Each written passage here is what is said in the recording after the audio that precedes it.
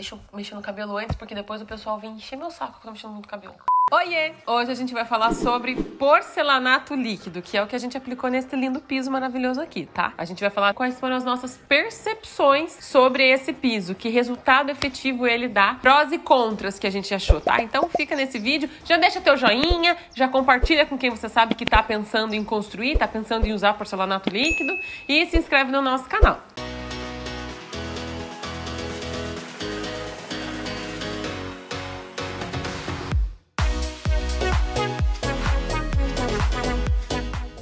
Eu sou a Edna da Arcsteel, sou arquiteta especializada em obras residenciais com estrutura metálica. Mas hoje a gente não veio falar da estrutura dessa casa. Essa casa aqui, pra quem não sabe, é a casa Jacu Rabudo. Esse vai ser o próximo cômodo que a gente vai fazer um tour, que é o hall de entrada. Mas não nesse vídeo, próximo vídeo. Uma casa não é feita só de estrutura. Na verdade, a estrutura da casa a gente quase nem lembra depois que a gente tá morando nela. E é assim que tem que ser. Porque é sinal que ela não tá te incomodando. O que a gente tem contato com a nossa casa, na verdade, são os acabamentos. É o tipo de piso no chão, né? A sensação térmica quando você pisa descalço naquele piso. É a cor da parede, quando você olha pra ela, como você se sente. É o tipo de acabamento da parede da cozinha, se é fácil limpar, se não é fácil limpar. É esse o nosso contato com a casa. O uso dos equipamentos, né? O uso de uma banheira, o uso de uma torneira. E esses acabamentos precisam ser pensados de acordo com aquilo que você quer na tua casa. Nem sempre aquilo que a gente quer dá certo.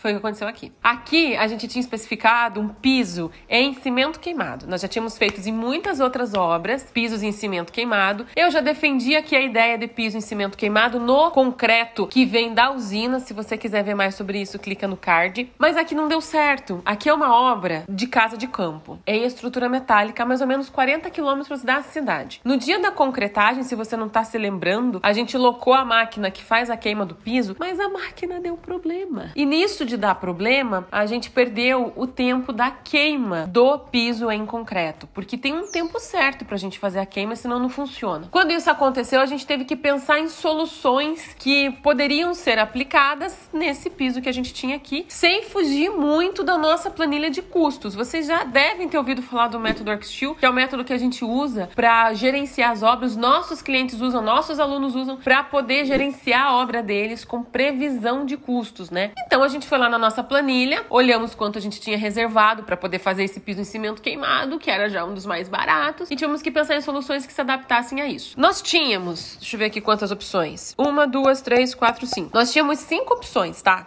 A primeira delas era a gente picotar todo esse piso aqui e fazer uma nova nata de concreto pra gente poder queimar. Mas eu confesso pra vocês que esse concreto que vem depois por cima com o cimento pra fazer cimento queimado não é o meu favorito. Ele tem histórico de dar problema, de desplacar, de trincar, de fissurar, diferente do concreto que é usado na fundação. Então ali eu já fiquei um pouco receosa. Quanto que custava? De 500 a R$1.000. Então ele ainda era das opções uma das melhores, mais acessíveis, né? Economicamente falando. E é um piso de durabilidade. A outra opção era a gente só pintar esse piso, né? Já tem o piso lá, vamos lixar ele. A empresa que locou pra gente a máquina de queima de piso, como a máquina não funcionou, forneceu depois gratuitamente uma máquina pra lixar o cimento que tava aqui, o concreto que tava aqui. Então depois de lixado a gente podia só pintar o piso. Mas eu confesso que a gente queria, em todas as nossas perspectivas, enfim, a gente visualizava esse piso no tom do cimento e não num tom pintado. Falei, gente, se for pra pintar, pintaremos depois. Vamos primeiro tentar fazer outra coisa. Pintar não era a solução mais cara, tá? Pintar custava de 300 a 500 reais. Outra solução que surgiu, que a gente pensou, foi contratar uma empresa especializada em lixamento de piso. O lixamento de piso que a gente fez aqui foi simplesmente para tirar irregularidades. Ele não é aquele lixamento de piso que deixa o piso como um granilite, como nós imaginávamos que podia ficar. As empresas especializadas em piso de granilite, elas têm muitos níveis de lixamento, demora e ia sair em média R$5.000. Nem achei tão caro, sabe? Porque é um piso, assim, durável. Mas a gente não encontrou fornecedor que atendesse aqui. Então, infelizmente, essa opção foi descartada. A outra opção que a gente tinha era aplicar aqui porcelanato. comprar mesmo as peças de porcelanato em um tom que imita cimento queimado e aplicar. Essa era a solução mais cara, era R$12.000. Então essa solução acabou sendo descartada mesmo por falta de dinheiro em caixa. A outra opção seria apenas a gente aplicar resina por cima desse piso lixado, né? A resina que não dá espessura, ela só dá um acabamento, ela fica como um verniz. Pra quem olha pro cimento queimado, ela ficaria como um verniz em cima desse piso lixado, esse piso de concreto lixado. Essa foi a opção que a gente escolheu a princípio. Quando o cliente foi até o fornecedor comprar essa resina pra gente pintar, explicou tudo o que aconteceu, que a máquina, enfim, tudo que eu tô contando pra vocês, tá? O fornecedor falou, olha, a gente tem um produto aqui que autonivela o piso, se chama resina epóxi, ou vulgo porcelanato líquido. A resina epóxi vai autonivelar, ele tem espessura, ele tem altura, coisa que só essa resina que você quer passar não tem. Você devia passar porque fica lindo, fica brilhante, fica maravilhoso, bem acabado. E aí, além de tudo, o fornecedor contou que era um produto que podia ser aplicado por qualquer pessoa, um produto de muito fácil manuseio. Diferente do lixamento mesmo para transformar em granilite, aplicar o porcelanato líquido era uma coisa de muito fácil execução. Vamos orçar então, para a casa toda seria muito caro, resolvemos fazer em 2 cômodos, ia ser mais ou menos uns R$2.000, tá? Para esses 2 cômodos, e o restante da casa mantém só a resina sim. Eu quero só falar rapidamente dessa história da Rosa dos Ventos, por baixo do porcelanato líquido. Como a gente resolveu aplicar o porcelanato líquido no hall de entrada, eu fiquei me matutando como a gente podia dar um pouco mais de graça, um pouco mais de acabamento até, refino pro piso do hall de entrada, para não parecer que a gente fez o porcelanato líquido sem pensar, entendeu? A gente pensou sobre isso, tanto é que a gente colocou um adesivo por baixo. E a imagem que a gente escolheu foi da Rosa dos Ventos, porque ela é uma imagem neutra o suficiente para estar no hall de entrada, né? Não podia ser nada muito pessoal, porque é uma área social que muitas vezes passa gente às vezes que não é tão chegada assim, porque é o hall de entrada, e ao mesmo tempo algo que tivesse a ver com esse cômodo. E a Rosa dos Ventos caiu como uma luva, porque assim, quem chega e quem sai sempre vai ter uma orientação. Olha só, faz sentido? É isso que a casa conta a história, tem muita história, né?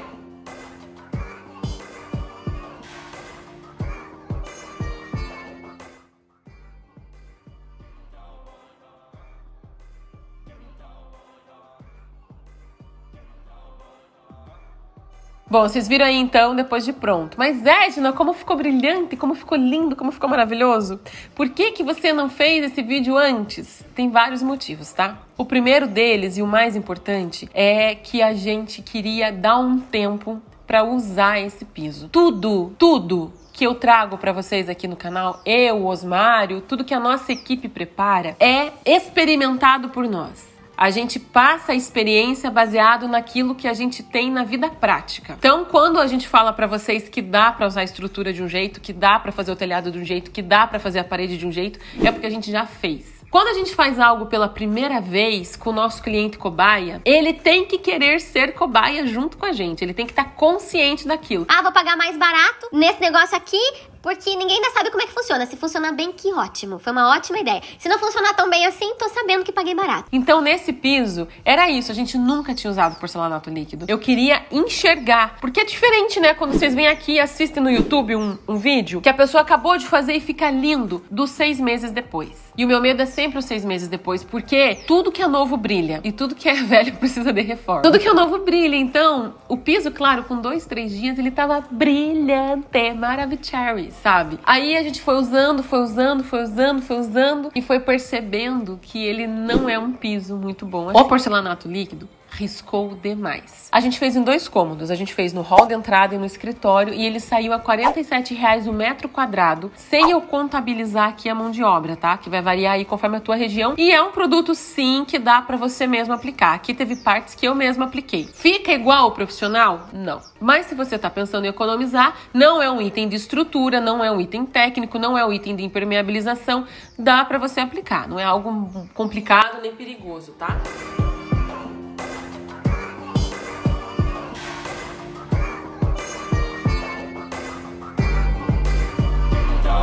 Ele não é é um piso ruim. Se você quiser um tom mais emborrachado, se você quiser algo uniforme, eu pesquisei sobre esse produto e falaram muito que é usado em hospitais ou em cozinhas industriais que não pode ter cantinho com sujeira, não pode ter o rejunte, sabe? Que acumula aquela sujeirinha. Ele é ótimo porque ele autonivelou, então não tem mais buraquinho nesse piso que a gente lixou. Ele tá realmente liso, ele não tem de escorregar, tá? Se você tá se perguntando sobre a textura, vou pisar isso e sair escorregando, não. Ele é emborrachado mesmo. A textura dele quando você pisa lembra quase um silicone, mas ele perde o brilho. Como ele é emborrachado, ele vai ficar emborrachado, ele vai ficar leitoso, tá? Ele não vai ficar brilhante pra sempre. Então a gente já tá enxergando que em locais de alto tráfego ele não deve ser utilizado se o intuito é brilho. Se o intuito é durabilidade, não tem emendas, ele é ótimo. Autonivelar, ele é ótimo. Custo, é ótimo, né, gente? Eu gastei isso só com argamassa se bobear. Então não tenho queixa disso. A questão é o brilho. E quando a gente fala no nome porcelanato, automaticamente você linka na sua cabeça a palavra brilho. Porcelanato é brilhante, né? É lisinha, bem acabado. Não é isso que a gente conseguiu aqui depois que o tempo passou. Na hora, gente, é incrível. Parece que tá até molhado esse piso aqui, de tão